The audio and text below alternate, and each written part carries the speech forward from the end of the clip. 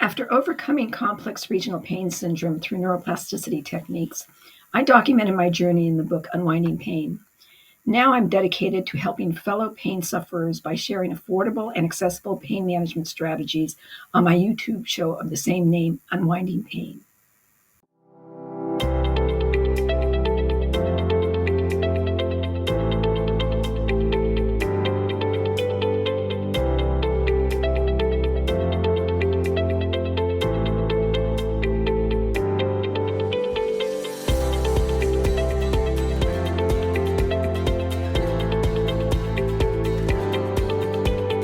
Greetings. Thank you for welcoming me back into your home today. Today we're going to be talking about the cornerstone of pain management, and that's called cognitive behavioral therapy. It's also known as CBT. It's a way of looking at your thoughts, emotions, and feelings. All of that is very important when it comes to living life with chronic pain on a day-to-day basis. If you've ever looked at chronic pain through your emotions before, well, today we're going to be talking about that. And I'm going to use me as an example. Okay, I've shared with you before that I've recovered after 30 years of living with something called complex regional pain syndrome.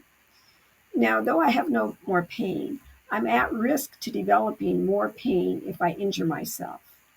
So, of course, I can't go around life in bubble wrap, which maybe sometimes I feel like I should because I do trip sometimes and fall and hurt myself.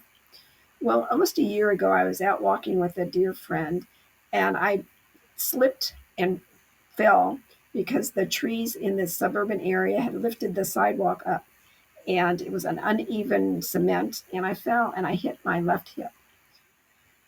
After a fall like that, I made sure to go to the emergency room to be checked out. And I was happy to discover that I hadn't cracked or broken any bones in my body. And though I had bumped my head, I had no intracranial bleeds, which is wonderful. But when I sat there waiting to be called, I did feel some anxiety growing in my body. I was very concerned, what would this mean to my old condition of complex regional pain syndrome? Would I go back into the terrible burning again? What was going to happen? And when I started thinking about that, I realized I had to stop thinking that way. And the reason I was able to say stop thinking that way to myself is I've learned from CBT that one of the things that people do, this word's really hard for me to say. I'm going to say it once and then change how I use it. It's catastrophizing, okay? And the simple way that my tongue can say it is thinking the worst or imagining the worst, okay? So there I was talking to myself in the emergency room, Bonnie, do not think the worst. Just get through what's going on right now and you're going to be okay. And so that's one thing that is very common when you live with chronic pain. Many times people feel that this pain will never end or I just can't handle this. Okay, so that's a pattern that if you think about that, then you're falling into that trap. You recognize the pattern. And then you need to do a reality check. You question whether your worst case scenario thoughts is there actual evidence for this worst case scenario? Or is your mind playing tricks on you? Or do you imagine that, oh, this is going to happen and this is how horrible it's going to be? And after you do your reality check, you reframe your thoughts. You transform those disaster movie scripts into a more balanced perspective. You know, your brain, you're the director of your brain, and that's hard to think about because oftentimes I just feel like I'm an extra in my movie. So I often have to say, Bonnie, you're in charge. So instead of saying, perhaps I can't do anything because of this pain, try saying there are still things I can do, even if I need to modify how I do them. So it's not an all or nothing thing. It's not the worst case scenario. The other thing that you need to think about is limiting the what if scenarios. So when I sat there in the emergency room, I had to catch myself before I spiraled into, oh no, I've read about people who went into remission from complex regional pain syndrome like I did. Wonder if this is going to happen to me.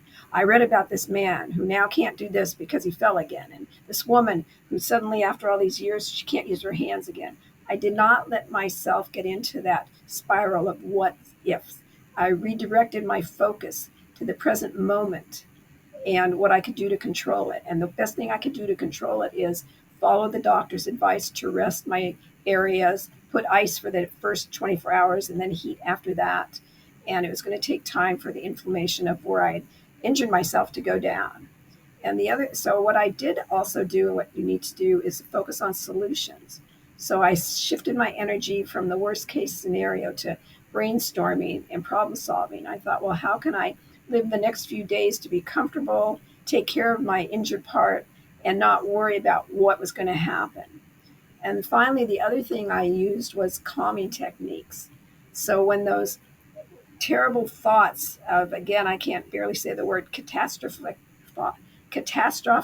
thoughts hit, you've got to use deep breathing and relaxation. And that's what I did do. When I sat there, I calmed myself. So remembering, by addressing the worst case scenarios isn't about ignoring your pain or pretending everything is fine. It's about finding a more balanced, manageable way to think about your pain that doesn't amplify your distress.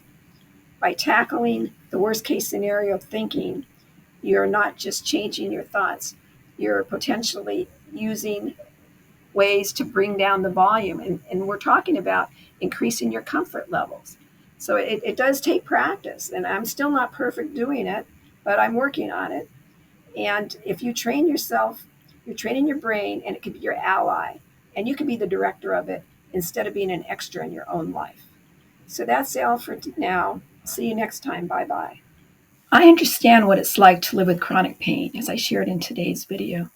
As a person certified in advanced pain rehabilitation, I'm well aware of the financial burden that treatment can impose. That's why I'm offering affordable, science-based strategies to help improve your comfort levels in my videos. Please hit the like button to help the show grow, and leave a comment about topics you're interested in. Since you welcome me into your home, I'd like to extend an invitation for you to visit bonnielester.com and schedule a complimentary Zoom meeting with me. I'd love to learn more about your specific pain challenges. But remember, pain recovery isn't a destination, it's a journey. Keep unwinding that pain one step at a time.